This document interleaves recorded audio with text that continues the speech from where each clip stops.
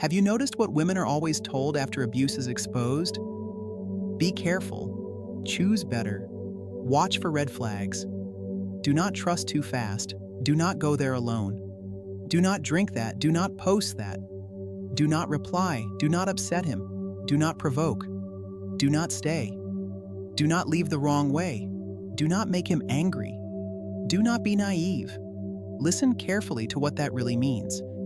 It means society still expects women to do the adapting while violent men keep doing the violating.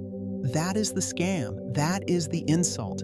That is the exhaustion women are choking on. Because after every new horror, after every case, after every revelation, after every investigation exposing what some men are willing to do to women they claim to love, the burden somehow circles right back onto women. Women must learn more. Women must watch more. Women must fear more. Women must restrict more. Women must sacrifice more. Women must carry more.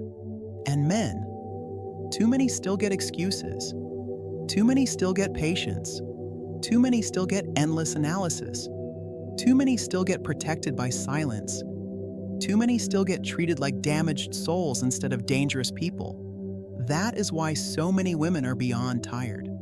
Not tired in the soft sense, tired in the civilizational sense, tired in the bone-deep sense, tired in the sense of realizing that if a society keeps telling women to adapt to abuse instead of crushing the conditions that allow it, then that society is not serious about justice.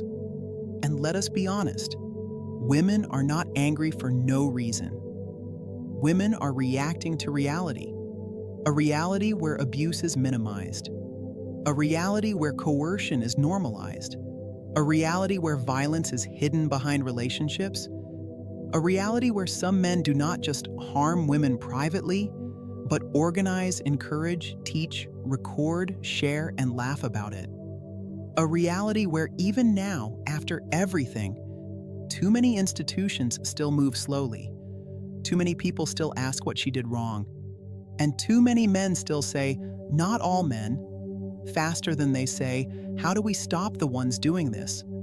That response alone tells women everything. Because when women speak about danger, too many people rush to protect male feelings before female safety. Too many want the conversation softened. Too many want the language diluted. Too many want women to sound calmer, kinder, more balanced, more careful, more fair. Fair? Was the abuse fair? Was the drugging fair? Was the humiliation fair? Was the coercion fair? Was the filming fair? Was the lifelong trauma fair? Was the legal delay fair? Was the social disbelief fair? Women are being asked for elegance in response to brutality. No, that era should be over. The truth is, women do not need another lecture in how to survive abuse. Women need a world that makes abuse harder to commit, easier to prove, faster to punish, and impossible to casually excuse. That is the real shift. Not more adaptation, not more patience, not more awareness campaigns with gentle slogans and zero teeth. Consequences, real consequences, fast consequences, public consequences, structural consequences. Because awareness without enforcement is theater. Empathy without punishment is decoration. Concern without institutional force is a lie. And this is where many women are mentally arriving now. We do not need more language for pain. We need systems that make predators lose. Lose access, lose cover, lose platforms, lose jobs in sensitive spaces, lose legal softness, lose social protection, lose the right to hide behind image, charisma, status, marriage, fatherhood, or public respectability. Because one of the ugliest truths women have learned is this: a man does not have to look monstrous to be dangerous. He can look successful. He can look educated. He can look married. He can look charming. He can look progressive. He can look calm. He can look normal. And that is exactly why women are done being told to simply choose better. Choose better from what?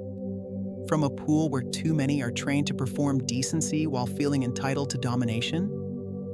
From a culture that still teaches many boys that access to women is a reward, not a privilege? From institutions that still hesitate more over punishing men than over failing women? No. The answer is not better female adaptation to male predation. The answer is a society that stops tolerating predatory male behavior in the first place. That means men must do more than distance themselves verbally. Good men do not get to just say, "I would never." Good men must expose, report, interrupt, refuse, testify. Stop covering for friends. Stop laughing things off. Stop calling coercion confusion. Stop calling aggression passion. Stop calling misogyny humor. Stop calling abuse a private matter. Silence has protected men for generations. Female pain has been the price. That bill is now due. And institutions? They need to stop performing sympathy and start delivering force. If there is abuse, act. If there is coercive control, act. If there is stalking, act. If there is drugging, act. If there is image-based sexual abuse, act. If there is evidence, act. If there is a network enabling it, crush it. Not next month. Not after the next committee. Not after another public statement. Now. Because every delay teaches predators the same lesson. You still have room. You still have time. You still have cover. You still have a chance to get away with it. And every delay teaches women another lesson too. Your suffering is still negotiable. That is what women are rejecting. Women are rejecting the idea that survival is empowerment. Women are rejecting the lie that more caution is freedom. Women are rejecting a culture where female intelligence is measured by how well we avoid male violence, instead of a culture where male decency is measured by how firmly violence is prevented and punished. This is bigger than one case, bigger than one headline, bigger than one ideology. This is about whether a civilization is serious when it says women are human beings, not collateral damage. Because if women are fully human, then abuse against women is not a side issue. It is not a niche issue. It is not a private issue. It is not a women's issue. It is a measure of whether law, morality, and society mean anything at all. So no, women do not need more instructions on how to live smaller. Women need a new standard, a standard where female safety matters more than male discomfort, a standard where male violence is not studied more gently than it is punished, a standard where abusers are not endlessly decoded while victims are left rebuilding from ash, a standard where society stops asking women to become more adaptable and starts asking why dangerous men are still so adaptable inside the system. That is the question. Why are they still protected? Why are they still excused? Why are they still platformed? Why are they still defended by friends, institutions, and loopholes? Why does society still spend more energy managing women's reactions than eliminating the behavior that caused those reactions? That is where the anger comes from.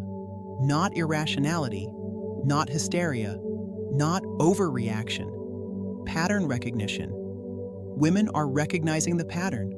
And once you see the pattern, you cannot unsee it. You see that be careful often means we will not fix this. You see that not all men often means do not make this politically costly. You see that he needs help often comes before she needs justice. You see that these are complex issues often means we are buying time for people who already took too much from women. Enough. The next phase cannot be built on softer language. It has to be built on harder lines.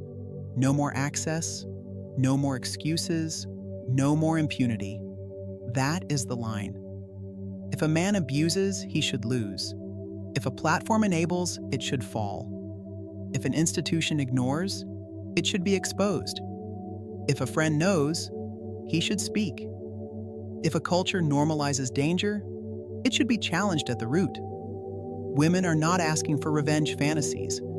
Women are asking for civilization to finally act like abuse is intolerable. That is not extremism, that is moral clarity.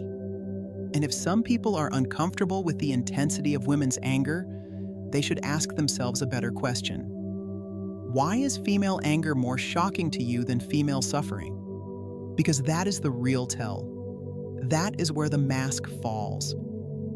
A society that fears women's anger more than men's violence has already admitted its moral failure.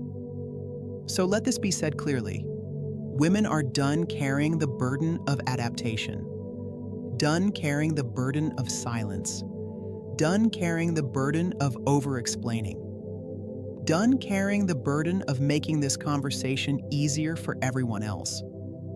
The burden now belongs where it always should have been, on perpetrators, on enablers, on institutions, on platforms, on cowards, and on every system that kept abuse survivable for men and devastating for women. No more. If this message speaks to you, do not leave it as emotion only. Turn it into pressure. Turn it into refusal. Turn it into standards. Turn it into action. Turn it into collective memory that does not fade when the headline fades. And ask yourself, how much longer should women be expected to adapt to what should already be intolerable? Why are abusers still protected more fiercely than victims? And what kind of society do we become if women's safety is always negotiable, but male comfort never is?